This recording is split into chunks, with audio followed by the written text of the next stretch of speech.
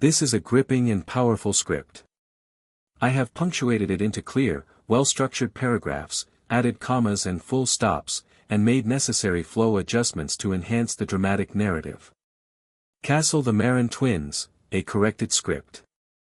There's a photograph that hangs in the Merrin family estate in northern Vermont. It shows a wedding from 1938. The bride and groom stand side by side, smiling. They look identical, not just similar. Identical. Same eyes, same jawline, same hands, because they were twins, brother and sister. And this wasn't a mistake. It wasn't a scandal. It was tradition. For nearly 100 years, every firstborn son in the Merrin family married his twin sister. No one outside the family knew. No one inside the family questioned it until 1976, when one son walked into a police station and told them everything. What he revealed didn't just destroy his family. It uncovered a bloodline built on a secret so disturbing the town tried to bury the story forever. Hello everyone. Before we start, make sure to like and subscribe to the channel and leave a comment with where you're from and what time you're watching. That way, YouTube will keep showing you stories just like this one. The Merrin family arrived in America in 1872. They came from a remote region in the Bavarian Alps, a place so isolated that entire villages went generations without outsiders. The family patriarch, Wilhelm Merrin, brought with him his wife, his 3 sons, and a leather-bound journal written in Old German script. That journal, according to those who later saw fragments of it, contained genealogical records going back to the 16th century. It also contained instructions, rules, and bloodline mandates that Wilhelm believed were sacred. Wilhelm purchased over 200 acres of land in the Green Mountains of Vermont, far from the nearest town. He built a stone manor that resembled the fortresses of old Europe.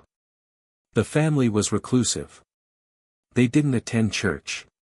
They didn't socialize. They homeschooled their children and kept to themselves. Locals thought they were simply eccentric immigrants, clinging to old-world ways. No one suspected what was happening inside those stone walls. The first marriage occurred in 1893. Wilhelm's eldest son, Friedrich, turned 21. His twin sister, Greta, turned 21 on the same day. Naturally, there was no ceremony in town, no announcement in the local paper. The wedding was held in the family's private chapel, witnessed only by immediate family. Friedrich and Greta were married by their father, who had declared himself a minister of his own faith. They consummated the marriage that night. Within a year, Greta gave birth to twins, a boy and a girl. This wasn't seen as a tragedy. It was seen as a triumph. The prophecy, as Wilhelm called it, had held true. The bloodline was pure. The twins were healthy. And 21 years later, those twins would marry each other. This was the design. This was the purpose. The Merrin family believed they were preserving something sacred, something that predated Christianity, a genetic covenant that kept their blood undiluted by the outside world. For decades, this continued in silence. The family grew wealthier.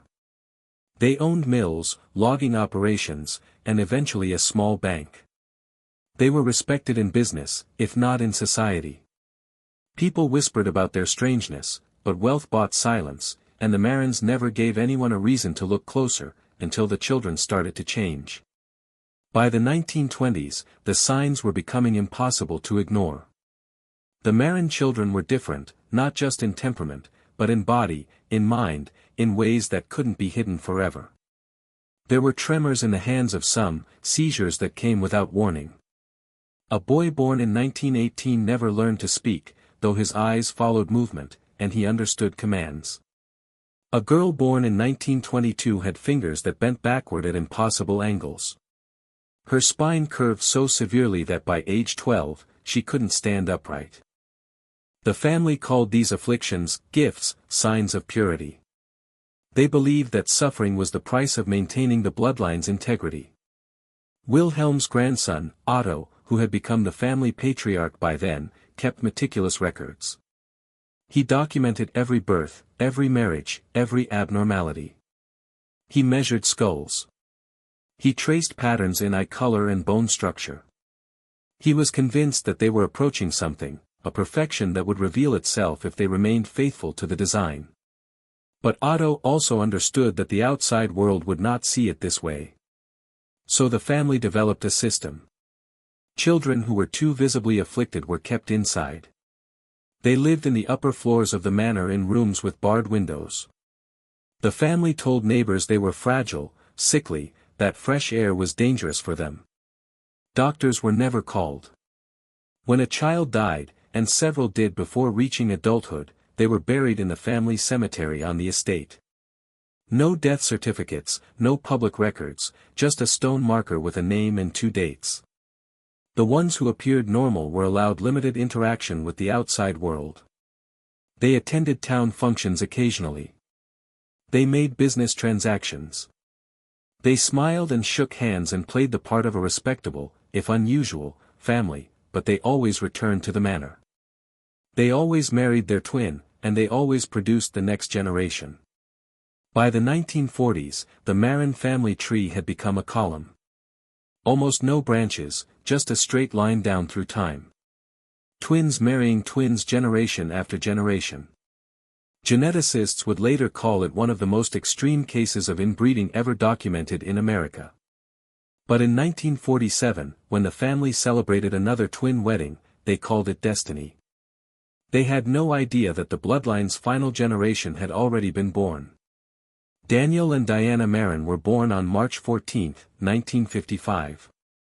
They were the last set of twins the family would produce. Their father, Heinrich, was already showing signs of what the family refused to call illness.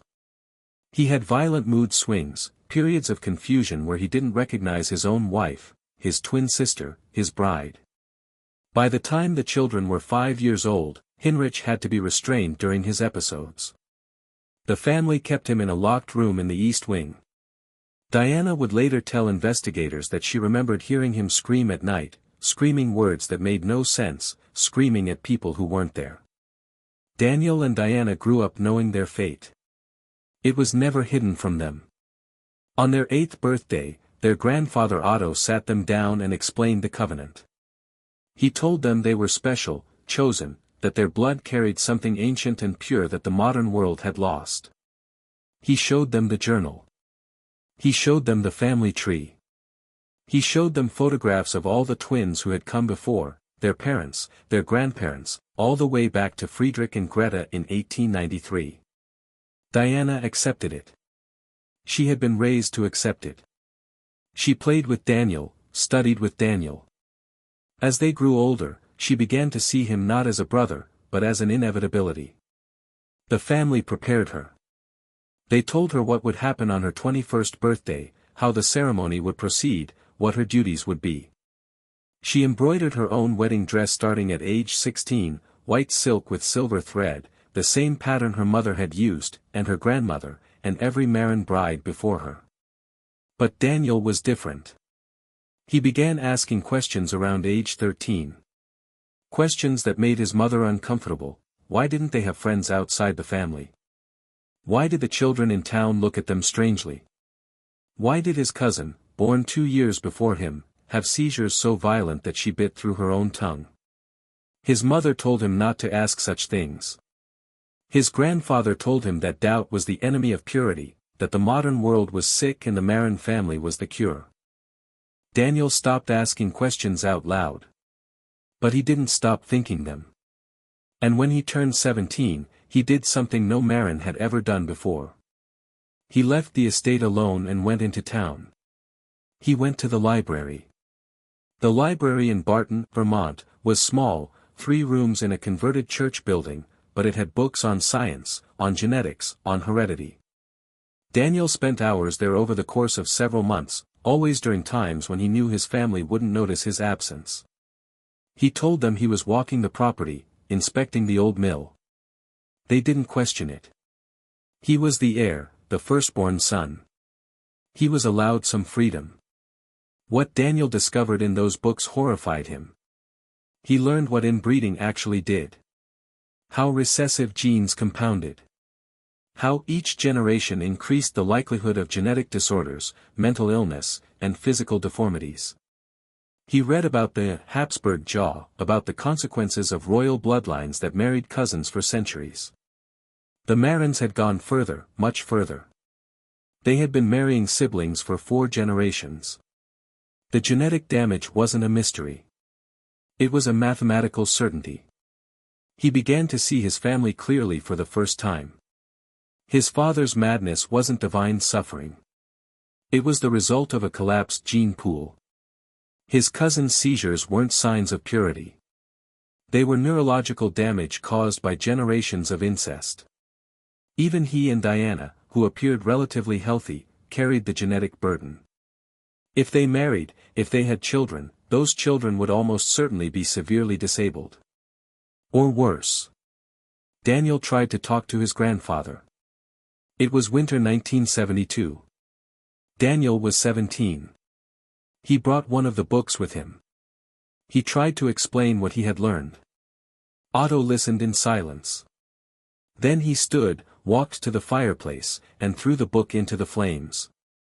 He told Daniel that the outside world was full of lies designed to corrupt pure bloodlines, that scientists were agents of degeneracy, that the Merrin family had survived for 100 years in America precisely because they had rejected these modern poisons.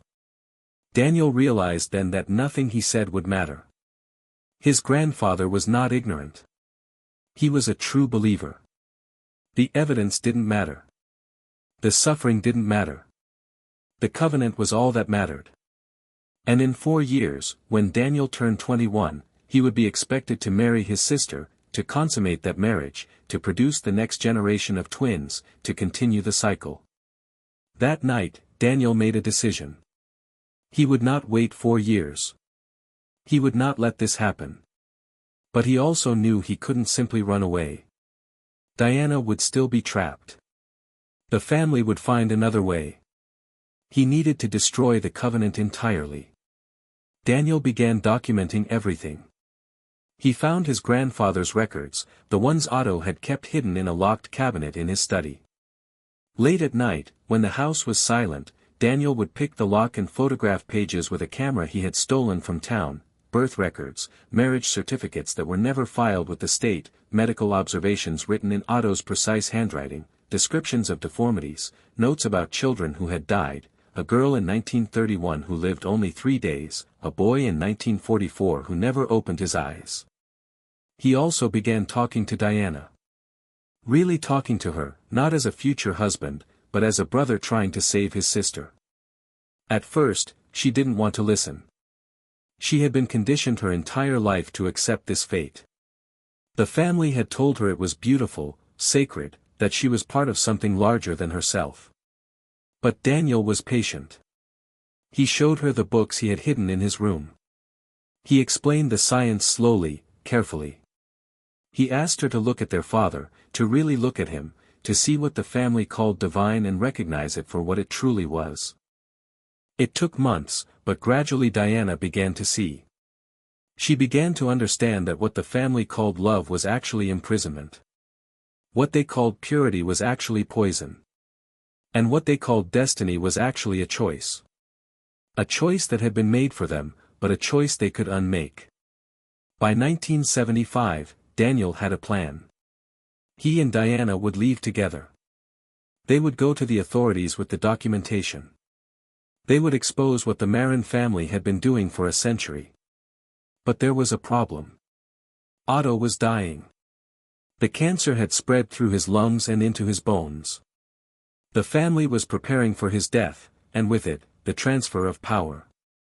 Daniel would become the patriarch, and the family expected him to fulfill the covenant immediately. They moved the wedding date up. Daniel and Diana would marry in the spring of 1976, just after their 21st birthday. Whether they were ready or not. If you're still watching, you're already braver than most. Tell us in the comments what you would have done if this was your bloodline. Daniel knew they were running out of time. So on February 9, 1976, he and Diana made their move. They left before dawn. Daniel had packed 2 bags and hidden them in the woods a quarter mile from the estate. Diana left a note on her bed. It said only, "I'm sorry. I can't." They walked through snow to the main road and hitchhiked to Burlington. Diana had never been more than 10 miles from the estate in her entire life. She had never seen a city, never been in a crowd. Daniel held her hand the entire way. They went directly to the police station on North Winooski Avenue. Daniel carried a folder containing everything he had documented: photographs of the records, copies of the family tree, a list of children who had died and been buried without death certificates, medical descriptions written in Otto's hand that detailed suffering no child should endure. The desk sergeant didn't believe them at first. He thought they were disturbed, perhaps on drugs. But Daniel was calm, methodical. He laid out the evidence piece by piece. And slowly, the sergeant's expression changed from skepticism to horror. Within hours, investigators were dispatched to the Merrin estate.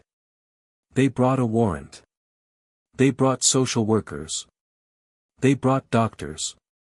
What they found confirmed everything Daniel had reported. The family cemetery contained graves of children who had never been registered with the state. The locked rooms in the upper floors still held evidence of the children who had been hidden there, medical equipment that had never been inspected, restraints bolted to walls.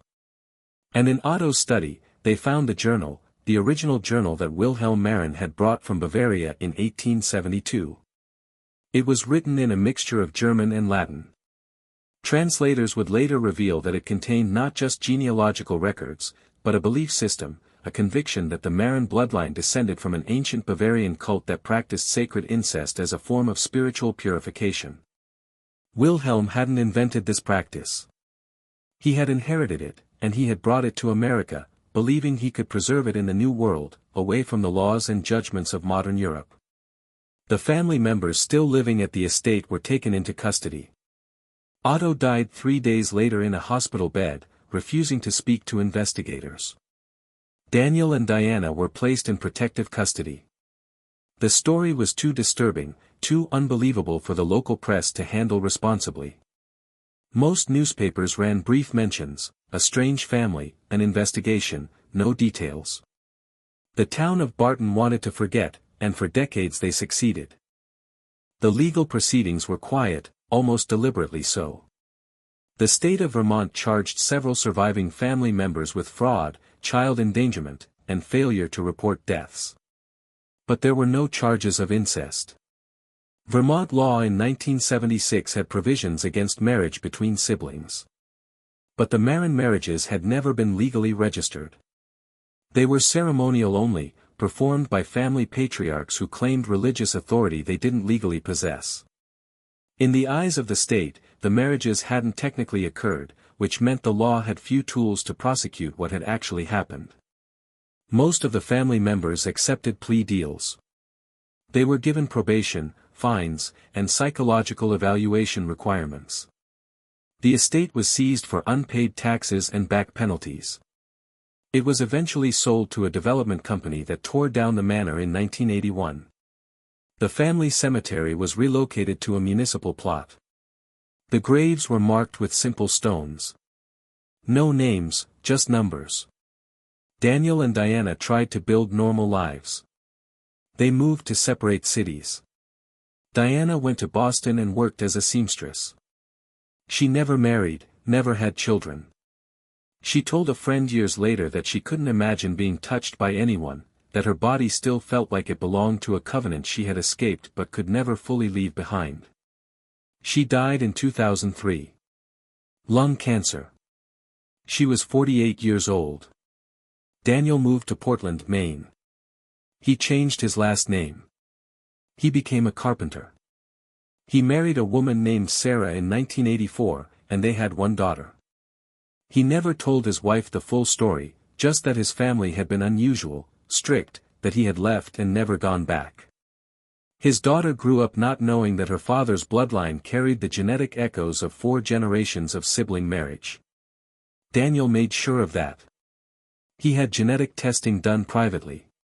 He wanted to know what he might pass on. The results showed markers for several recessive disorders, but nothing that manifested in him. His daughter was tested too, without her knowledge, through routine medical checks he requested. She was clear. Daniel died in 2019. He was 64.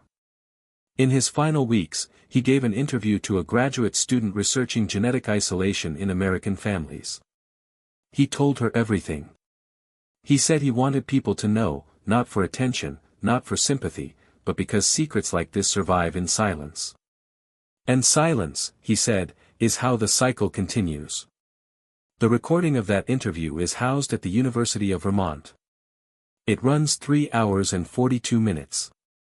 In it, Daniel describes the wedding dress his sister embroidered, the journal his great-great-grandfather carried across an ocean, the screams of his father in the locked room, the moment he realized love and imprisonment could wear the same face, and the day he chose truth over blood. The Merrin family line ended with Daniel and Diana. No cousin survived. No descendants continued the name. The estate is gone. The journal was seized as evidence and later lost in a courthouse fire in 1994. Whether that fire was accidental remains unclear, but the story remains, buried in court documents, in medical records, in the memory of a town that tried very hard to forget. Some legacies are meant to end.